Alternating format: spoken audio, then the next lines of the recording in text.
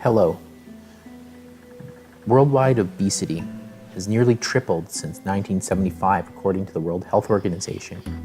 As of 2016, more than 1.9 billion adults 18 years and older were overweight, and of these, 650 million were obese.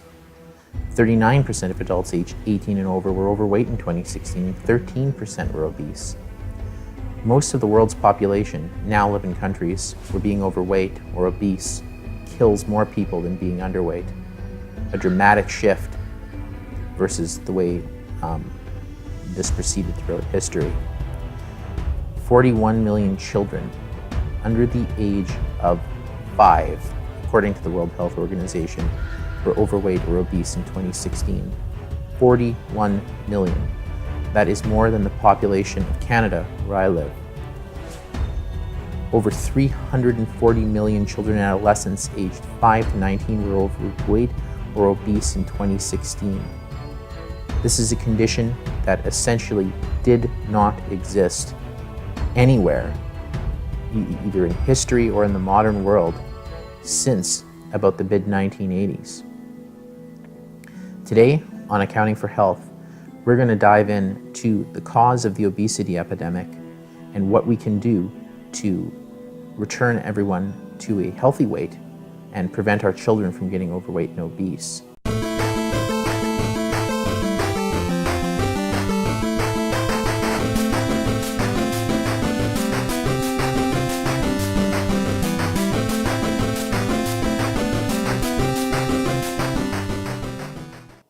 Hey guys, Steve here.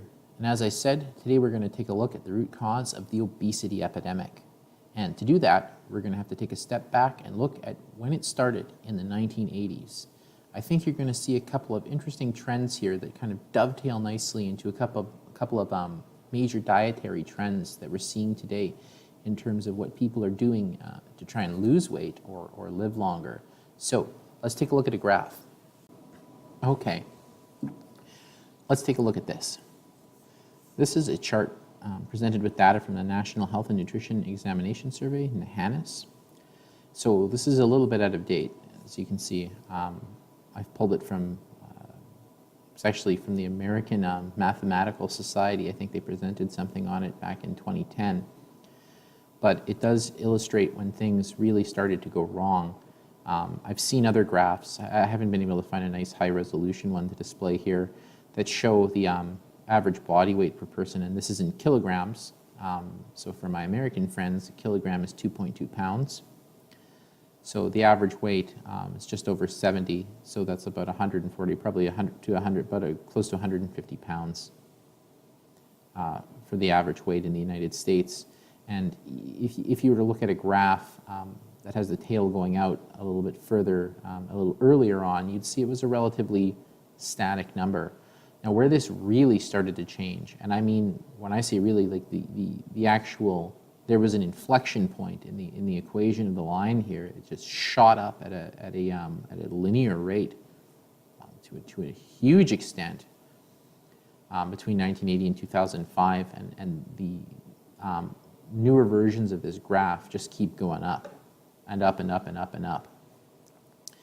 So this is the point where we have a lot of conflicting theories as to what caused this rapid gain in weight. Now, the argument I'm going to break down today is that the two leading theories in this are actually both technically correct, and I'll explain why. We're going to get into actually a lot of science here, and I'm going to be very abbreviated in it just for the sake of keeping this video to a nice bite-sized piece so people will actually watch it. But I will post a lot of the links I use to some great YouTube videos that explore the science behind why this is the case. So there's probably another chart you've seen floating around the internet as it relates to the obesity epidemic in a graph, and it kind of catches on to this point that there was an inflection point in the obesity, the rate of obesity in the United States over time. And I'm just going to pull up a chart here that I found on Healthline, which is not, I find, the most reputable source of information for health and science. I find it tends to lean more towards the bro science form of science than to actual peer-reviewed clinical studies. But nevertheless, it's got some pretty good charts on here. So as you can see from this chart, they point out correctly that this inflection point coincided with the launch in the United States of the low-fat guidelines when fat was demonized and we were told to eat less fat consistently. And what this had the effect of doing was creating like what they call the snack well phenomena, where they doubled down on really sugary treats that albeit low in fat were still very high in calories and very high in sugar. So this is the synthesis of the argument on the low carb side, and this is a very vocal and interesting movement that's kind of cycled through various iterations through the years, whether it's Atkins and now with the keto diet. The central synthesis of their argument is that carbohydrate drives insulin, drives fat, and they point to this point in history where the low-fat guidelines launched, and their argument is people followed them. I'm going to actually show you a graph now where these guys go wrong, and that the US actually never followed a low-fat diet despite the guidelines. So I'm just going to flip to that chart for you guys right now. So I pulled this chart from Stephen, I can't pronounce his last name, Guyanet. He's the guy who wrote The Hungry Brain, but he has some good stuff on his site too. Not everything I agree with, but this one is a great graph. So here's that same trend in obesity along the red line, and on the y-axis here on the right-hand side, adults with a percentage of obesity that we saw in the previous graph. But here's something interesting for you. This is the fat intake in grams per day per person. So as you can see, during that same period, the amount of fat people were eating, despite the low-fat guidelines being launched, there's no real change. I mean, it stays relatively consistent. If not, it appears to actually have trended up a little bit over that same period. So even if you were to look before this, Americans were actually eating less fat before the 1980s. So that's kind of where this argument that the low-fat diet guidelines spurred on the obesity epidemic. Because to be perfectly blunt, if you look at what the definition of a low-fat diet is, a low-fat diet tries to limit your fat to usually, as I recall, under 30% of total calories. So we're looking at about 160 to 180 grams per person per day of fat. And fat, as you know, has 9 calories per gram. So at about 160 grams, that's about 1,440 calories. So assuming your average adult male eats about 2,500 calories, that puts the total not at 30%, not at 35%, but actually closer to 58% of total calories. You see, the thing about the low-fat diet is the United States actually never really followed those guidelines. So that's definitely not the cause of the obesity epidemic on the surface. Now, absolutely what happened, and this is kind of where the low carb people kind of get some of it right, is they did add a lot of sugar to foods around this time. It's kind of exploded in terms of sodas and snacks and stuff like that. It's all refined grains and added sugar and high fructose corn syrup. So absolutely, they added a ton of calories from carbohydrates, and not good carbohydrates either. This is basically non-nutritive junk. But in terms of fat, I'd like you to see another graph here that I'm going to pull up for you. This is that same trend, but this time with added fat intake. So the previous one showed total fat intake, But this is just how much of that fat comes from added fat. Now you can see there is actually a relationship here. And the alarming thing too, and now this is going to swing to the other side of the pendulum towards the low-fat argument and what they get right and wrong. What you're going to see is kind of alarming. And actually, even people in like the paleo circles and the keto circles are in general agreement with people on the low-fat circles on this next point I'm going to deliver here. So this is quite possibly the best infographic I've ever seen in my life, and it was put together by the National Geographic about what the world eats, where they broke down the from 1961 through, I think it goes up to like 2011, what percentage of total calories came from what different foods, and they did this not only for the world but for a sampling of countries, and so you can actually compare this in the change per time. So I'm talking from a North American perspective here because the obesity epidemic is by far the worst in North America. Canada doesn't have it as bad as the United States, but we're still pretty damn bad. So this is the average calorie consumption per person in the United States back in 1961. So let's just take a look at this. So the average American was eating about 2,800 calories. Okay, that's not insane. It's still a little higher than what you'd expect from based on some other countries in the world. Say if we take a similar country back in the 1960s, not exactly a fair comparison, but Japan was eating about 2,500 calories, so about 300 calories less. Obviously a very different composition too. The Japanese were eating most of their diet as white rice, actually. This is rice, but this is actually white rice. So about 46% of their diet and their calories came from white rice. But let's just jump back to our friends in the United States. So the average American in the 1960s was getting about 650 calories, or 23% of their total calories, from dairy and eggs. But here's another little fun section right here, this purple section.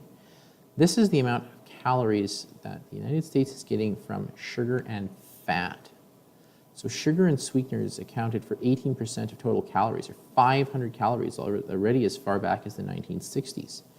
Vegetable oils, about 276 calories. So the thing you have to remember about oil is concentrated fat, pure refined fat, no fiber, no nutrients whatsoever. It's processed basically to make it as pure as possible, so you don't have any unpleasant smells or aromas, and it creates a very stable product that doesn't necessarily have like a very low smoke point, so it's easier to cook with. But this is the most calorie-dense food on Earth, with 9 calories per gram in total in terms of fat. A teaspoon of oil has a gigantic amount of calories. So I actually think 276 calories is about, I would say probably it's just a couple tablespoons of oil worth if you're using an oil like canola oil. This was in the 1960s, so that was about 10% of calories. Let's jump ahead to the latest that this graph shows in 2011. So as we go on in time, you're going to see something very, very, very disturbing. Look at that. Look at that purple segment. Unbelievable. Look at that. So now we jump ahead to 2011. The average American is consuming a staggering 3,641 calories per day on average. That's more than a pound worth of calories, 3,500 calories to the pound of fat. That's insane. Now if you take a look at this purple segment, Americans are getting 700 calories, more than 3 times as many calories as they were in 1960 from vegetable oils. And about the same percentage of their diet, 16%, were even more calories from sugar and sweeteners. Now you have to remember, these two segments, this purple segment here is nothing. This doesn't give your body any vitamins, minerals, nutrients, or anything that you really need. You don't need this amount of fat. The amount of fat you need, you can get very easily from real food, meat, dairy and eggs, or produce. Some vegetables and beans have fat. Soybeans, for instance, have have a healthy amount of fat, or legumes like peanuts. But the amount of grain in the diet hasn't really changed a hell of a lot from the 1960s. I mean, it's about 22% here. And back in the 1960s, again, it was 22%. So the total amount of like real food carbohydrates people were eating hasn't changed all that much. What has changed is the amount of absolute crap people are eating. But here's something else that you should notice. Just look at the calories. This is all empty calories right here. This added fat is what's really causing the issue here. So the sugar doesn't help either. I'm going to address one of the arguments shortly that about the low carb hypothesis that carbohydrate drives insulin drives fat, and I'm going to kind of show that, albeit terrible for you, excess sugar can't explain the obesity epidemic alone. And we know the fat percentage was relatively consistent, so that can't explain the obesity epidemic alone. What can explain it, and it just shows you exactly what it is right here, is the combination. Basically junk calories. Like complete garbage is making up more than a third, 37% of what the average American eats. And this, my friends, comes from processed food. Added sugar and fat increases palatability. It makes the stuff taste pretty damn awesome. If you just think of like a package of Doritos, like once you start, it's hard to stop, or even any restaurant meal. Like if you look at the calories and the breakdown of any restaurant meal, and I'm not talking about just fast food restaurants, I'm talking about any restaurant, the magic recipe for making food taste delicious, and the French actually found this out years ago, is you add as much fat, salt, and sugar as you possibly can, and it's going to taste really damn good. But whereas the French will enjoy things as a meal, and a small portion of something like this, I mean, if you go to a restaurant in the United States, the portions are colossal. I mean, I regularly travel to the United States for work, and I'm constantly blown away by how cheap and how huge the portions are at restaurants there, even contrasting to Canada, which, I mean, it might take some flack for this, but we're basically the same country other than some small differences. So this I think actually is where the obesity epidemic comes in. It's the combination of too much junk putting us over the amount of calories. It's way too easy to overeat this stuff and just get way more calories than you need. So as I said, it's a simple fact of thermodynamics. If you eat more than you burn, you will gain weight. If you take a look at these similar graphs for 2011 on the National Geographic site for other countries that don't have an obesity epidemic, say a country like Japan, today they are eating more calories, in fact, than they were back in 1961, but not that much more. It's about 2,800 calories per day on average for a Japanese, which is basically what your typical American was eating in 1961. So you can see at 3,600 calories per day on average, overeating very easily explains what the obesity epidemic is.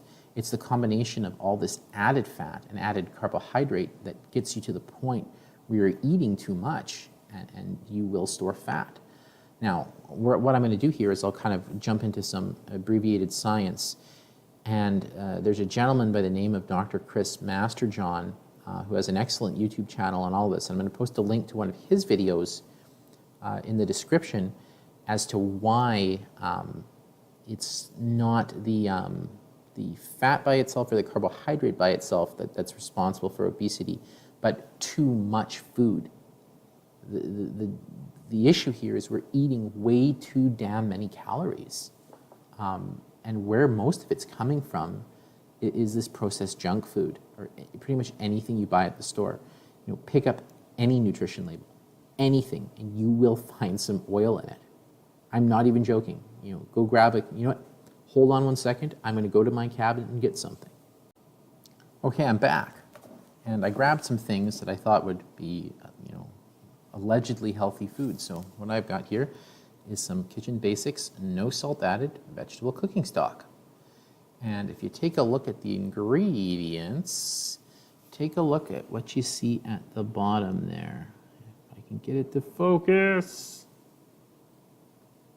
I can't get it to focus. You can see it right there. There it is, soybean oil. Why do you need soybean oil in vegetable stock? Something else that's allegedly healthy. My son loves to eat this in his yogurt. This is Nature's Path pumpkin seed flax granola. Apparently a source of omega-3 polyunsaturates. The third ingredient on here, after whole grain oats and cane sugar is, if you can see it there, come on, focus for me, soy oil. It's organic soy oil, but it's still soy oil. You know, a serving of this stuff, like 55 grams of this stuff, so not even, sorry about the focus, not even a huge amount of it, is 10 grams of fat. You know, at 9 calories each, that's 90 calories. Out of a 260 calorie serving, that's a third. That's more than a third. That's like 40%. 40% comes from fat. And it's not the kind that's bound up in a whole food, like the pumpkin seeds, that's a good thing. Oats, that's a good thing. Flax seeds, that's a good thing. Added soy oil, not so good. It's pure fat. It has nothing in it. Why would you add it? Any processed food, pretty much anything you are going to buy in a box that you don't make yourself will have added oil and sugar. It increases palatability. I assume they cook the stuff in this stuff to increase the shelf life, but it's not giving you anything other than extra calories. This is the problem. We've become so busy, and we've lost that home cooking kind of mindset where we were preparing the family dinner. And so we turn to food out of a box or from a store or from a restaurant that's convenient. It tastes great, and on the surface it may appear to be something healthy with the fancy labels that something's organic or non-GMO, but it still has a ton of added calories that just do not need to be there. And this very easily explains the obesity epidemic. It's very, very easy to get extra calories that you don't need. And just going back to Dr. Masterjohn, about why it's the combination and why it's the total extra calories we're eating rather than the specific macronutrient breakdown of the food. So if you eat, and I guess I should phrase this a certain way, you need both for this to happen. So here's my abbreviated jump through the biochemistry of de novo lipogenesis, and this is making new fat. De novo meaning from new, and lipogenesis meaning to make fat. So it's pretty well established that if you eat carbohydrate to excess, it will create some fat, but you have to eat it to an extreme excess. You would have to eat until you've met your daily calories plus a healthy buffer more. You'd have to be overfed, and for it to turn any of that excess glucose into fat. So basically, and again, I'm not going to go through all of the details of this. The link in the video to Dr. Masterjohn's presentation is the best I've ever seen. And I took biochem when I was in university. So when you eat glucose, your body basically has several passes through your organ systems for it to scoop up additional glucose. And once all your organs have been fed and have what they need, your body has a store in terms of what's called glycogen, which is basically animal starch. So plants have starch, animals have glycogen. It's just a link between different glucose chains, and that's primarily stored in the liver. The muscles can store it, and it gets stored some other places as well. So once all your glycogen stores are full, then it starts looking for other places to put this glucose. But the actual making, the cobbling together of a triglyceride, which is what your fat is, needs a glycerol backbone, and you need fatty acids, free fatty acids as well. So it's a very energy onerous process for your body to actually build this fat. And I'm going to put a link to a study. This is a really good study too. They took several obese, I think they were all women, and they force-fed them sugar. So by force-fed, they were well and above for a long period of time what they needed. So they were eating at an excess to gain weight. And what they found when they actually took a look at how much of the fat was created from de novo lipogenesis, and they used a bunch of different techniques to do that. I can't remember if it was doubly labeled water or some sort of radioisotope to measure where the fat was coming from. I think it was radio-labeled carbon. So they basically flagged some of the carbon atoms in the glucose to light up when they took a look at it to see where this fat was coming from. And the fat that was created just from the eating too much sugar came to about 4 grams per day. 4 grams per day. So there's 1,000 grams in a kilogram. So to gain 2 pounds of fat, you would need 1,000 grams.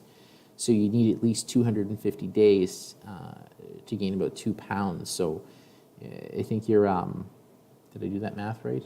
Anyways, it comes to about, if you were to eat a massive excess of glucose or sucrose on a daily basis for a year, you'd gain about 4 pounds of fat from de novo lipogenesis, basically from your body making additional fat from that sugar.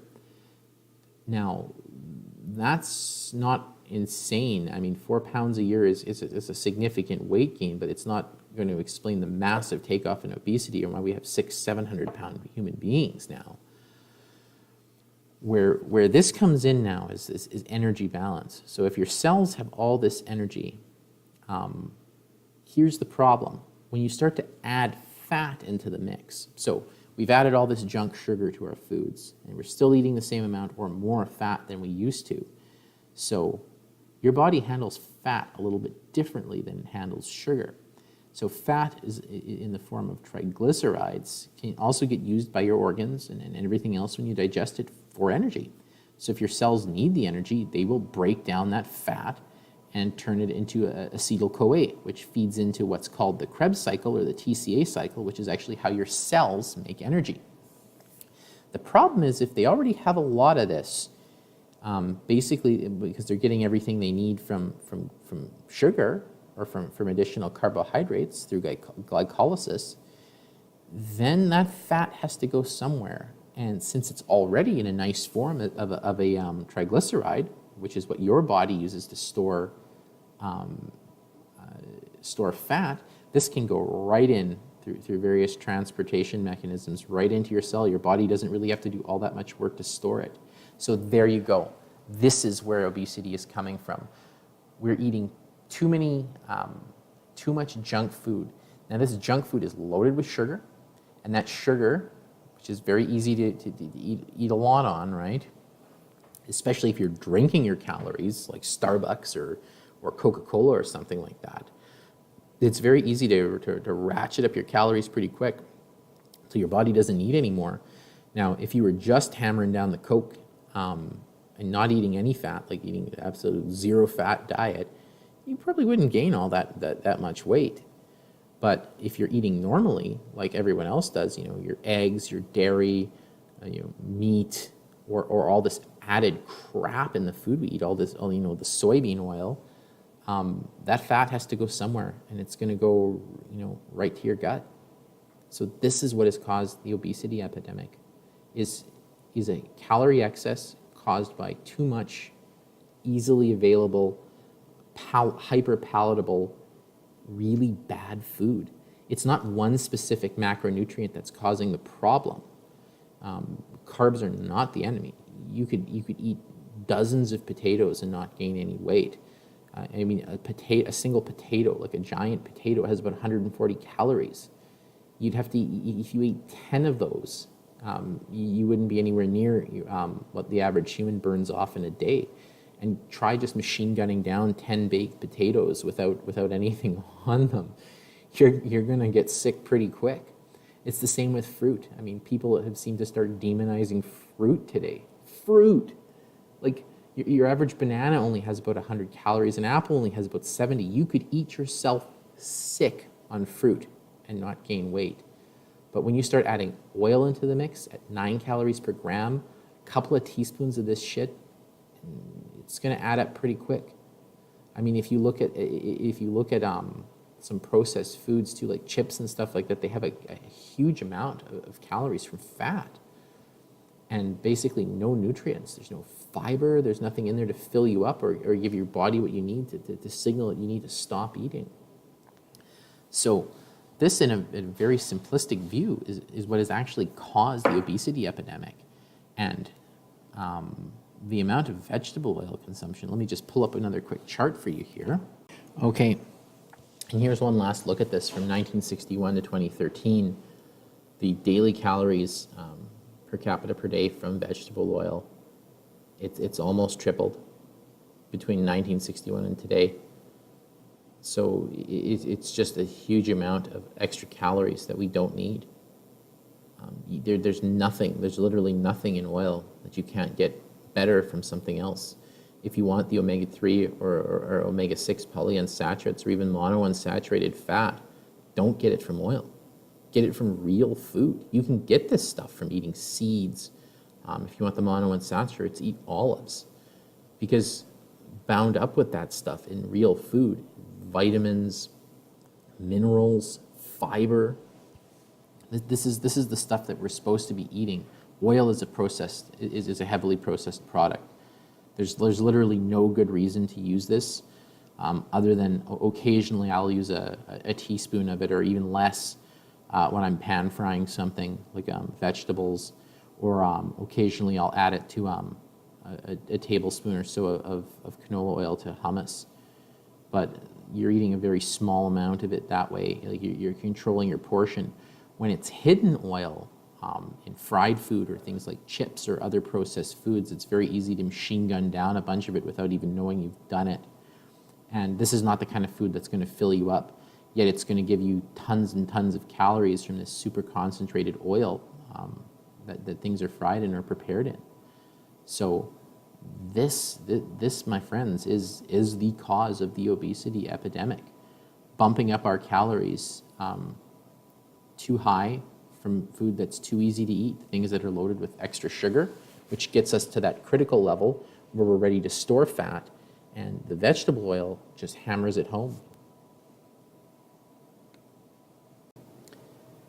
So as you've seen, on the low-carb side of things, they get it wrong where it wasn't necessarily the low-fat movement and the addition of carbs that caused the obesity epidemic, and whereas the low-fat kind of side of the equation kind of ignored the increased amount of carbohydrates being added to food. It was the combination. It was the extra energy, the perfect storm of adding too much sugar and too much fat in basically, fairy dust food that had no substance to it, that you could eat a lot of and pack on a lot of calories. This is the simplicity of it. This is what has caused it. We are simply eating too much of the wrong foods. So the keto people have it right on one end. We are eating too many carbs, but it's not the fact that insulin will automatically store any carbohydrate as fat, or even excess carbohydrate. It has to be a huge amount of excess, and it doesn't even store all that much. But what your body will store real easily if you're eating a lot of carbs is all the other fats you are eating when you hit that threshold when your cells are flush with energy. So both sides kind of got it right, and both sides kind of got it wrong. And what it comes down to now is, what is the solution? How do you keep your kids skinny? How do you lose weight yourself? I mean, losing weight is all about a calorie deficit. I mean, I've struggled with my weight my entire adult life. But what I've found has helped me lose a lot of weight, actually. And I tried the whole keto thing too. And I don't want to start any kind of wars here, but what I found helped me a lot. It helped me drop another additional 25 pounds from my keto days, was going off keto and actually going on to what's called a whole foods plant-based diet. Now what this is basically you're eating nothing. What the way it's been explained is nothing harmful added and nothing beneficial taken away from the food. So you're eating it as it was packaged in nature, basically. You can eat your fat, but get it from real foods. Get it from seeds and nuts. Legumes like peanuts have a lot of fat in them. Soybeans for sure have fat, and you can get it in many different forms that don't take away the beneficial parts of the food. A nut butter, for instance, like almond butter. It's easy to eat a lot. It's easy to eat, and you can eat quite a bit of it, and you'll fill up fairly quickly because all the fiber is still there. And carbohydrate isn't all that bad. I mean, if you're getting your carbohydrate, even something like fructose from fruit, the amount that's in a serving of fruit is way less than what's in something like a soda. You could probably eat 5 bananas and still not hit the amount of fructose that's in a can of Coca-Cola. So the key here, if you eat foods that are very minimally processed and in their natural forms, it is very hard to overeat. Now, I'm going to say that with a caveat, especially on the keto side. I think the reason a lot of people lose weight on this, one primarily is water weight, and the other is the people that are very successful on this are still limiting their calories. The problem with something like keto, especially if you're following it in terms of like putting butter in your coffee, like bulletproof coffee, is it's very easy to get a lot of calories. Like 9 calories per gram, it's very, very easy to overeat.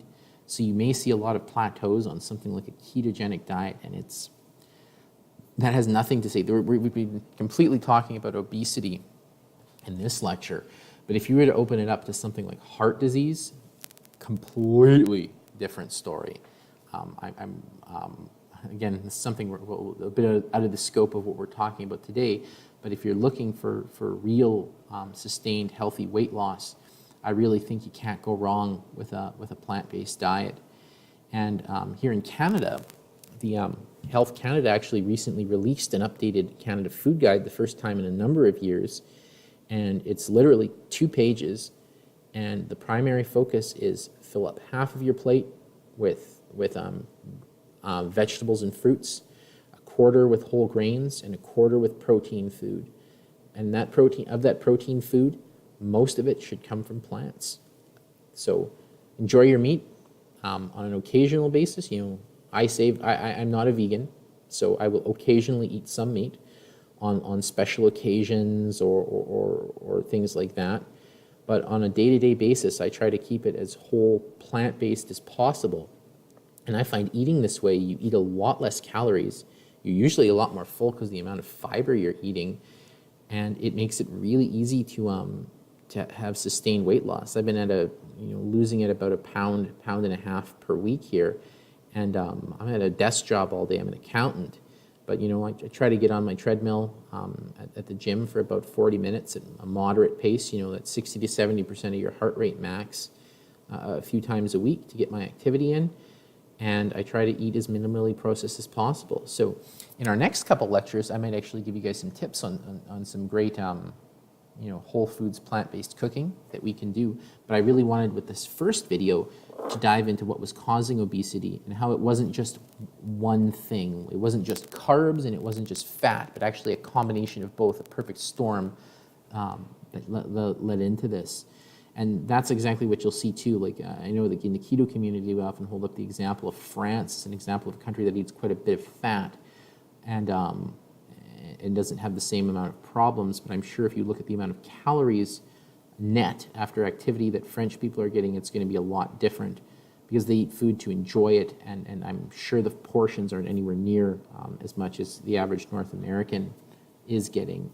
So I think the total amount of calories is really the crux of what's going on here. And it does really come down to calories in versus calories out.